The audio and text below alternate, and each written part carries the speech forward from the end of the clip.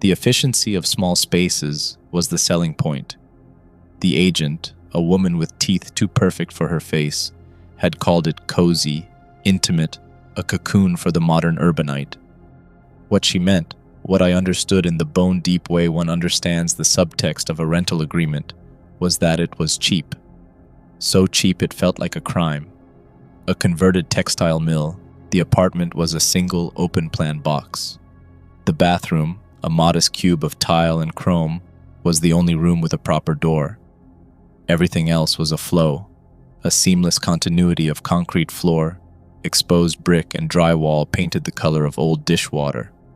The building was steel and concrete, a monument to brutalist efficiency. It was also, all things considered, fairly silent most of the time. No creaks, no groans, no settling sighs of an old house. The only intrusion was the distant, rhythmic thrum of the HVAC, a sound so constant it became a sort of auditory wallpaper. The first anomaly was the dresser, a simple IKEA malm. It was my only concession to traditional furniture in the otherwise minimalist space. I noticed it on a Tuesday. I'm a creature of habit. When I vacuum, I push the dresser almost exactly 2 inches from the wall to get the wand behind it, and then I return it to its place, flush against the paint. But on this Tuesday, it was 4 inches out. I blinked, pushed it back, figured I'd been distracted, but the next week, it was 4 out again, and the week after. It was never more than that. A precise, maddening, consistent amount, as if something was expanding and contracting behind the drywall, pushing it out with a slow, patient pressure. The other sign was the crawl space, a square of plasterboard in the ceiling of the walk-in closet, barely big enough for a child, marked with a simple, recessed pull ring. The building inspector had called it a plumbing access, though the pipes for the unit were clearly routed along the opposite wall.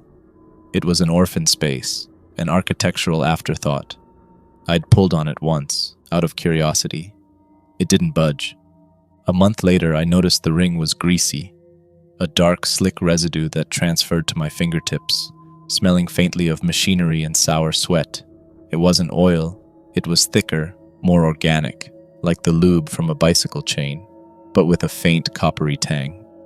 One night, I went into the bathroom to take a shower and noticed pretty quickly that the small 10-inch transom window above the shower was hinged open. This wasn't too alarming, as I, on occasion, propped it open after taking a shower. Maybe I had forgotten to close it. Then came the sound. It wasn't a ghostly moan or a spectral footstep.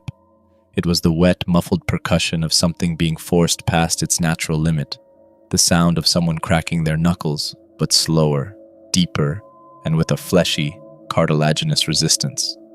I'd hear it in the dead of night, a soft pop, pop, pop from the direction of the ceiling. Or I'd catch it while watching a movie, a faint series of clicks from within the wall behind the television. I called my landlord, who quickly brushed it off as the pipes. But it was the sound of a body refusing its own shape, a sound that made the ligaments in my own knees ache in sympathy. I started to sleep less. The efficiency of the space now felt less like a feature and more like a trap. The bruises appeared on my right forearm and both shins. They weren't the mottled, chaotic marks of a clumsy bump. They were symmetrical, perfectly oval, about the size of a thumb, a deep, sickly purple that faded to a bilious yellow. My doctor, a harried woman with a distracted smile, called them pressure contusions. Like someone rested a heavy, narrow object on you for an extended period, she'd said, tapping her pen against my chart. In your sleep, perhaps? I didn't have any heavy, narrow objects. I had a bed, a duvet, and the suffocating proximity of the walls. The bruises were the shape of pressure points, the precise spots a hand or feet might rest to anchor a body while it leaned over another sleeping body in the dark. The realization was so repulsive it felt like a physical blow. I was being handled in my sleep. I started sleeping with a knife next to me. I started leaving markers. A single strand of hair laid carefully across the seam of the crawlspace door. A dime balanced on its edge against the baseboard of the living room wall. The hair would be gone.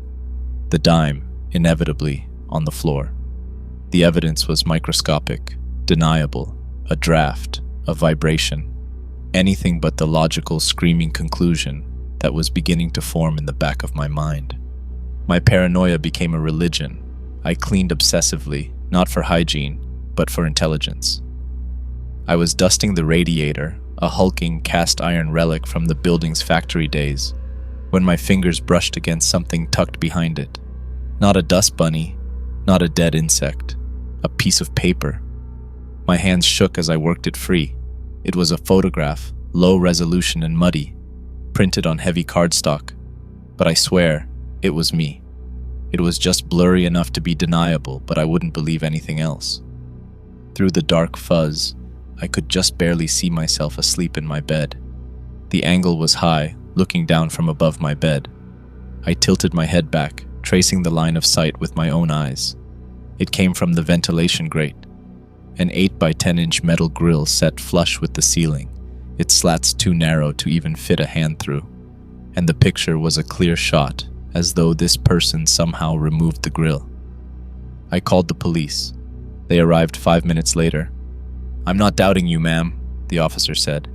He was young, with a patient, practiced calm that was more infuriating than disbelief. "But there are no signs of forced entry. Nothing wrong with your door. No pry marks on the crawl space. No fingerprints on the radiator." "Because he doesn't use a door," I said, the words tasting like bile in my throat. I was pacing the small space of my apartment, feeling like a specimen under glass. The officer exchanged a look with his partner. It was a look I'd seen before. The look you give the person who is seeing things. The person who is one bad night away from a 5150 hold. "We'll increase patrols in the area," the officer said, the finality in his tone a clear dismissal. After they left, I locked the door. I pushed a chair under the handle, a token barrier against an enemy who didn't believe in doors, as a small comfort. I sat on my bed and stared at the ceiling. I wanted to call my family. I wanted to leave. But given some issues I don't want to mention, I didn't have that option. A few nights later, I was half drunk on cheap whiskey, the bottle sweating on my nightstand. I was listening. The building was so quiet tonight. The HVAC, the background noise that had become my anchor, was silent. I listened for the clicking, for the wet, muffled pops. There was nothing. The silence was worse. It was the silence of something holding its breath. I had to get out. Just for a few minutes. I pulled on my shoes, the movement feeling clumsy and loud in the stillness. I turned off the lights. The building hallway was a tomb of concrete and echoing footsteps. The heavy steel door of the building groaned shut behind me, and I felt a pang of something that was almost relief. The night air was cool on my face. I just needed to walk around the block, to feel open space. I was gone for 10 minutes, 15 tops. As I started walking back, I began feeling a dreadful pit form in my stomach. For what reason other than maybe supernatural premonition, I didn't know. My heart started pounding a frantic, arrhythmic beat against my ribs as I approached the door. I turned the lock. The door swung open into the dark. The apartment was just as I'd left it. Almost. The light in the kitchen was on, a single bare bulb over the sink, casting a jaundiced, sterile glow. I never left that light on. My breath hitched in my throat. I was frozen in the doorway, my hand still on the knob. The apartment was silent. But it wasn't the empty silence of before. This was a heavy, anticipating silence. The silence of a predator lying in wait. My eyes darted around the room. Everything was in its right place. The bed was unmade, just as I'd left it. The dresser was flush against the wall, but the kitchen light was on. I took a step inside, my sneakers squeaking on the concrete floor. I needed a weapon. I needed to get to the kitchen. My kitchen knife block was on the counter, right next to the sink. I crept forward, each step a deliberate, nerve-wracking calculation. I could see the knife block now, the chef's knife, its dark wooden handle a beacon of hope. I was almost there. My eyes scanned the room, looking for anything out of place. And that's when I saw it. The kick plate under the kitchen cabinets. the thin strip of wood that covered the space between the bottom of the cabinets and the floor.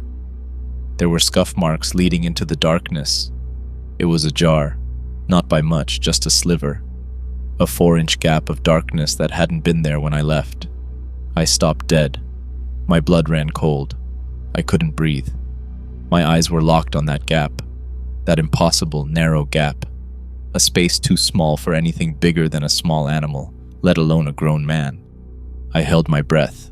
I listened. And then I saw it. A hand. It had unnaturally long, spidery fingers, each one tipped with a grime-encrusted nail. The skin was pale, almost translucent, stretched taut over delicate bones. It moved with a strange, twitchy deliberateness, akin to a bastardized claymation figure. It slid out from the gap, its palm flat against the floor. Then another hand joined it. They pushed against the floor, and with a series of sickening, rhythmic thuds, something began to emerge. It wasn't a monster. It was worse. A man. He poured himself out from the darkness, a fluid, impossible shape. He was gaunt, middle-aged, in a sweat-stained undershirt and threadbare pants. His collarbones seemed to overlap, and his hips rotated at an angle that defied anatomy. He was a human origami, a mockery of the human form.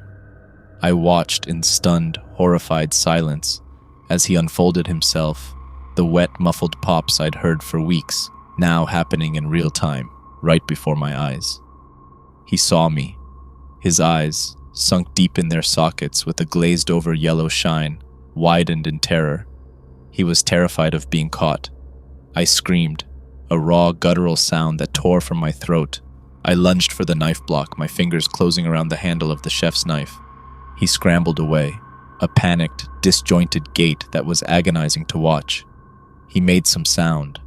Not a scream, but something more carnal and animalistic. He moved with a terrifying, boneless speed, a scuttling motion that was all wrong for a man of his size.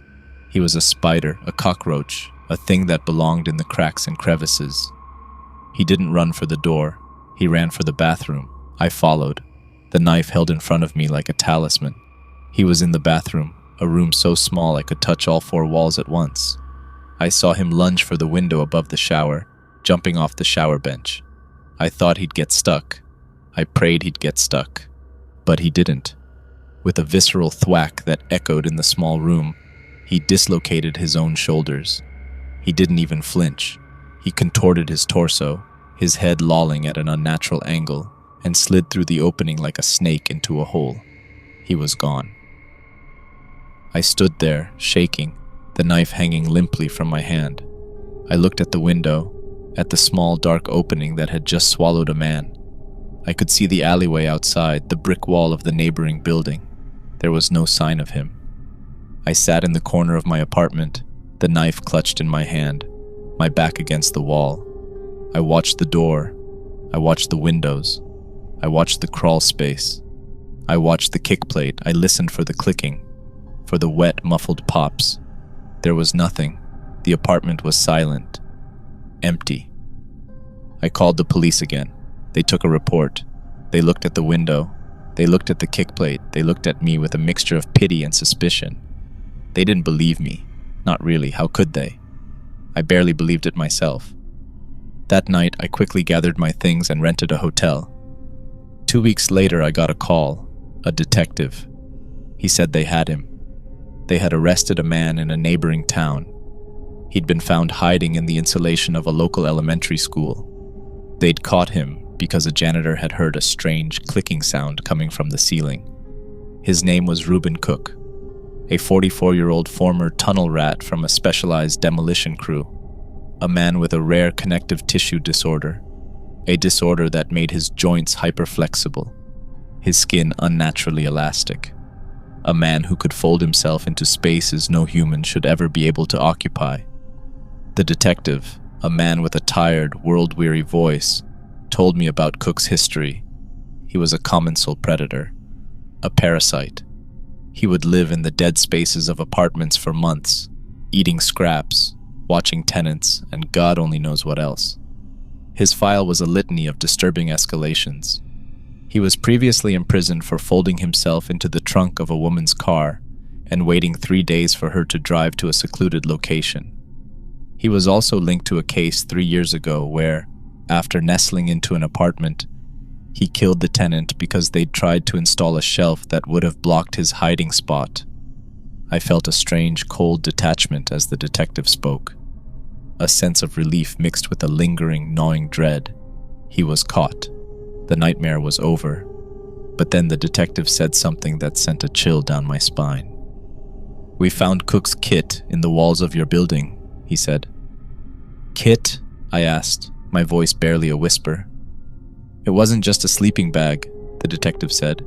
"We found some wooden boxes. The smallest box, barely 12 inches square, contained a collection of your personal items, a toothbrush, strands of your hair, and a spare key."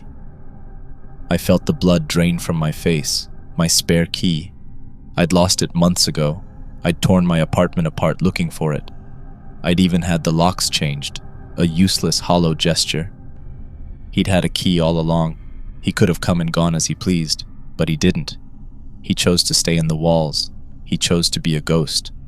Even more, I wondered if he took my hair when I was asleep and most vulnerable. Had that been the reason for my bruises? His strange desire to collect my hair? And why my toothbrush? The medical exam on Cook was strange. The detective continued, his voice dropping to a low, confidential tone. He didn't just have a condition, he had surgically removed his own floating ribs and shaved down his pelvic bone. He didn't want to be a man anymore, he wanted to be a shape. And he's been in your walls since the day you signed the lease. The lease. The cheap, too good to be true lease. The one I signed in a hurry, the one I didn't read as carefully as I should have. The one that had bound me to this space, this prison, for a year. A year of being watched, a year of being a specimen in a cage I didn't even know I was in. I hung up the phone without saying goodbye. I couldn't breathe. The hotel room, with its generic art and beige carpet, felt like it was closing in on me. I'm in a new house now. Though small, it had a wide-open floor plan with no crawl spaces, no attic, no basement, just space, empty, blessed space. I have a security system. I have a puppy. I have a therapist. I have everything a person is supposed to have to feel safe. But it's not enough. My friends haven't helped much. They began giving him names as if it were all a joke. Flat Stanley, one joked at a dinner party, eliciting a wave of laughter. Another called him the Origami Man. That one stuck with me and permeated my mind more and more each day. I know they mean well, but they can't understand. The memory is a parasite, burrowing deeper into my brain with each passing day. I can't sleep without the lights on. I can't take a shower without the bathroom door locked and 911 on speed dial. I can't be without a weapon by my side. I can't walk past a ventilation grate without feeling a phantom pressure on my skin. I feel an itch on my scalp, a ghostly sensation of a lock of hair being pulled. I can still smell the sour, coppery tang of the grease on the crawl space pull ring. Last night, I heard the house settle. A soft groan from the floorboards. A gentle creak from the ceiling. I was out of bed in an instant, my heart pounding in my chest. I grabbed a ruler from my desk and started measuring. The gap under the front door. The space between the floor and the baseboards, the clearance under the kitchen cabinets. I measured everything, my hands shaking, my breath catching in my throat. The rational part of my brain knew it was just the house, just the normal sounds of a structure adjusting to the temperature and humidity. But the other part of my brain, the part that had been rewired by Cook, knew better. It knew that a man doesn't need a door to enter a room. It knew that a man doesn't need lots of space to exist. It knew that the world was full of cracks and crevices, of dead spaces and forgotten corners. It knew that, even if it was small, there was a chance prison bars couldn't contain an inhuman monster that could bend into any shape. And I couldn't shake the feeling that somewhere, in some forgotten corner of this new house, a man was practicing his craft. Folding himself into smaller and smaller shapes, waiting. I still have nightmares. I still wake up in a cold sweat. my hands flying to my shins, my arms, checking for bruises. I still hear the clicking, the wet, muffled pops. From blurry glances, I still see the gaunt face, the sunken yellow eyes, the unnaturally thin frame. The detective's words echo in my mind, a relentless, haunting refrain. He didn't want to be a man anymore. He wanted to be a shape that could slip through the cracks, a shape that could hide in plain sight, a shape that could be anywhere and everywhere. I'm at the kitchen table now, the morning sun streaming through the window. The ruler is still on the table. I've been measuring all morning. I measured them all. I wrote them down in a notebook. I'm measuring them again tonight, and tomorrow night, and the night after that, because I know, with a certainty that curdles in my gut, that Reuben Cook had a reason to watch me and keep me alive for so long, even if I didn't know what that reason was, and I don't believe he would give up on me so easily. So every time I hear a floorboard creak, every time I feel a draft from under a door, I find myself wondering the same thing, wondering, with a cold, sickening dread, just how much space a man truly needs to fit.